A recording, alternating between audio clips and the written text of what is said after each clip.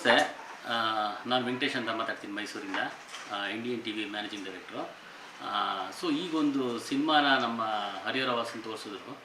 ಮಗ್ಗಿ ಪುಸ್ತಕ ಅಂತ ಅನ್ನೋದು 2 ಸಾಂಗು ಮತ್ತು ಸ್ವಲ್ಪ ಒಂದೆರಡು ಇದನ್ನೆಲ್ಲ ತೋರಿಸಿದ್ರು.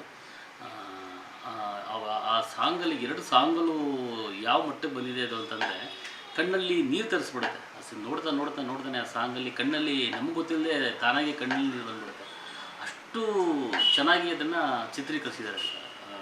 ಆ ಒಂದು ಸೆಂಟಿಮೆಂಟ್ ಅದನ್ನು ಜೊತೆಗೆ ನಟನೆ ಮಾಡೋರೆಲ್ಲ ಅವರು ಆ ಒಂದು ಚಿಕ್ಕ ಮಗು ಇರ್ಬೋದು ಅಥವಾ ಅಲ್ಲಿ ಪೋಷಕ ಪಾತ್ರದಲ್ಲಿ ಮಾಡಿರೋರು ಇರ್ಬೋದು, ತುಂಬ ಚೆನ್ನಾಗಿ ಅದ್ಭುತವಾದ ಕ್ಯಾರೆಕ್ಟರ್ ಮಾಡೋರೆ. ಇನ್ನು ತುಂಬ ನನ್ನ ಪ್ರಕಾರ 30-40 ಸಿನಿಮಾ ಮಾಡೋರಿಗಿಂತ ಎಕ್ಸ್ಪೀರಿಯನ್ಸ್ ಇರೋಂಥ ಕಲಾವಿದ್ರ ಥರನೇ ಅವ್ರಿಗಿಂತ ಚೆನ್ನಾಗೇ ಮಾಡಿದ್ದಾರೆ ಅಂತ ಅನ್ಕೋತೀನಿ ನಾನು. ಯಾಕೆಂದರೆ ಅದೊಂದು ಸಾಂಗ್ನ ನೋಡಿದಾಗ ಗೊತ್ತಾಗುತ್ತೆ ಅದು ಆ ಮಟ್ಟಕ್ಕಿದೆ ಅಂತಂತೇಳಿ. ನಮ್ಮ ಡೈರೆಕ್ಟರ್ ಆಗಿರುವಂಥ ಹರಿಹರ ವಾಸನ್ ಅವರು ಇದನ್ನು ತುಂಬ ಚೆನ್ನಾಗಿ ಇದು ಮಾಡಿದ್ದಾರೆ.